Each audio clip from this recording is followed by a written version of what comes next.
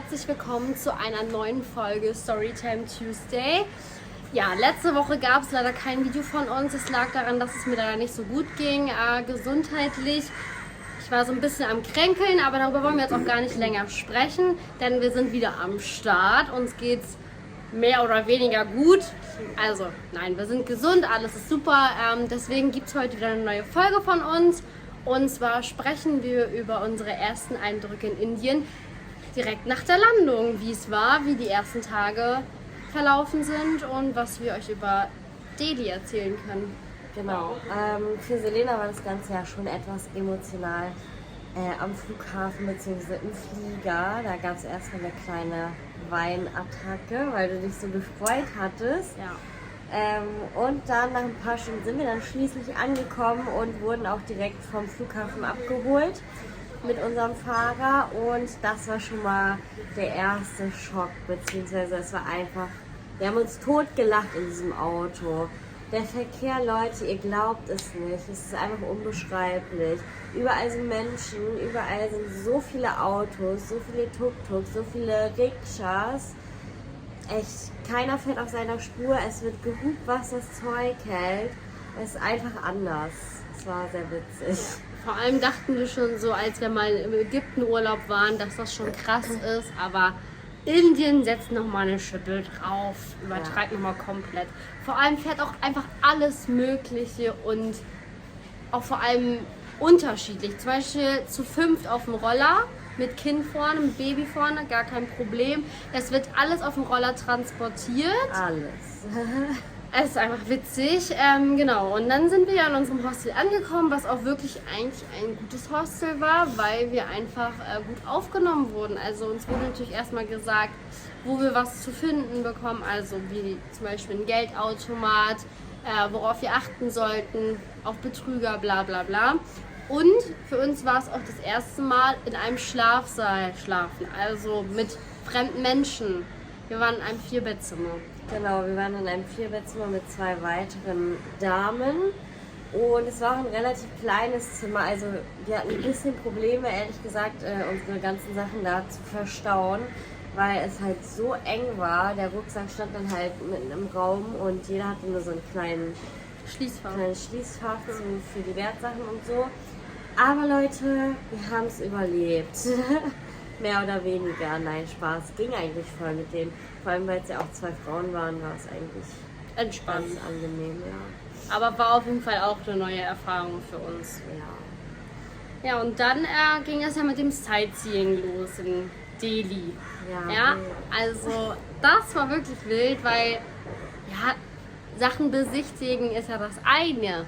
Aber dass du dann gefragt wirst, ob du mit den Leuten Bildern machen kannst, ja, das war dann eine ganz neue Erfahrung. Man hat das immer nur so auf TikTok oder Instagram oder irgendwie gehört und gesehen auf irgendwelchen Videos, aber nie selbst erlebt. Und es ist wirklich so, Leute kommen auf dich zu, also insbesondere Inder kommen auf dich zu und fragen dich dann, ob die Fotos mit dir machen können. Und nicht nur eins, sondern jedes Familienmitglied will ein eigenes Bild mit dir, dann alle zusammen, in allen möglichen Konstellationen, dann nur mit den Geschwistern, dann nur mit den Eltern, dann mit den Kleinkindern, mit den Größeren. Und wenn man erstmal da stand, Leute, dann ging es richtig los. Dann kamen alle, dann kamen noch 10.000 Familien und wollten Fotos.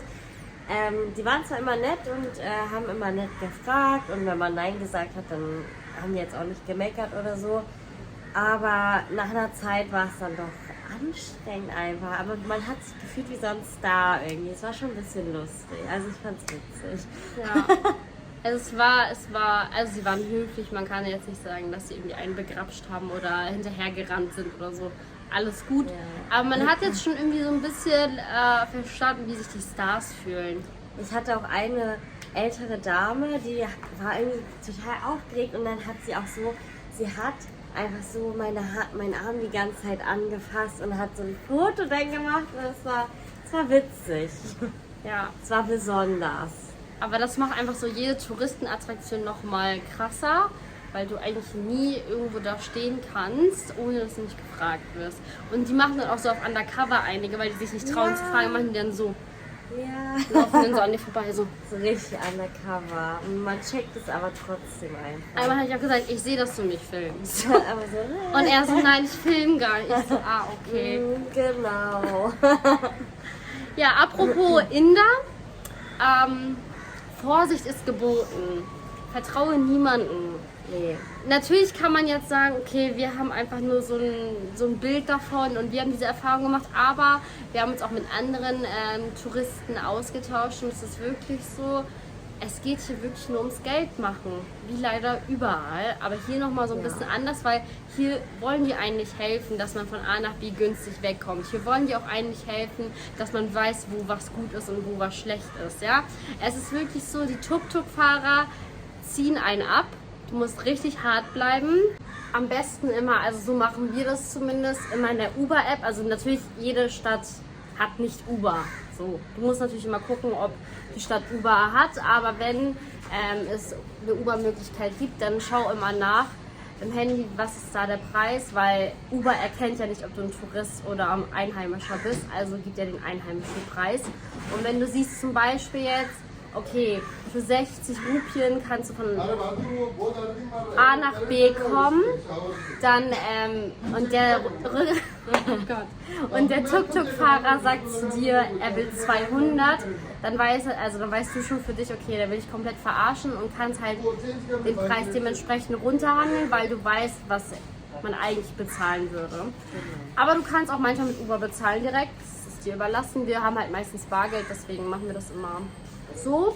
Ja, ansonsten gibt es auch so viele Scammer, also viele erzählen dir so, ja, mach das und das ist günstiger oder geh da und dahin, das ist besser und dann geht man dahin als blöder Tourist, weil man denen natürlich vertraut, den Einheimischen und dann sieht man, okay, und dann lässt man sich verarschen.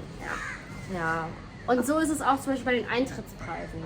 Ja, das ist auch krass, da gibt es immer einen krassen Unterschied von einem Einheimischen zu Touristen. Zum Beispiel, du zahlst als Tourist für eine Attraktion, sagen wir mal 12 Euro und als Einheimischer dann unter 1 Euro. Was ist das? Was ist das? Also uns ist natürlich bewusst, dass der Lebensstandard hier nochmal enorm anders ist, als wenn du jetzt mit Euro oder Dollar aus deinem Heimatland kommst. Aber trotzdem ist es enorm, die Unterschiede. Es ist krass. Also wir können von Glück reden, dass wir beim Essen die Preise zahlen, die ein Einheimischer hier zahlt. Dass das Festpreise sind, dass du da eine Karte hast. Aber sobald du eigentlich irgendwo einen Taschenrechner siehst und keine Preise lesen kannst, weißt du, du wirst verarscht.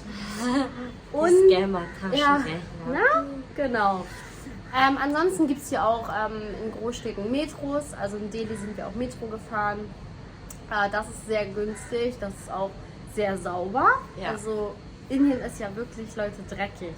Ja, es ist genau so, wie man denkt, wie es ist, leider. Dreckig und die Toiletten sind meistens eklig.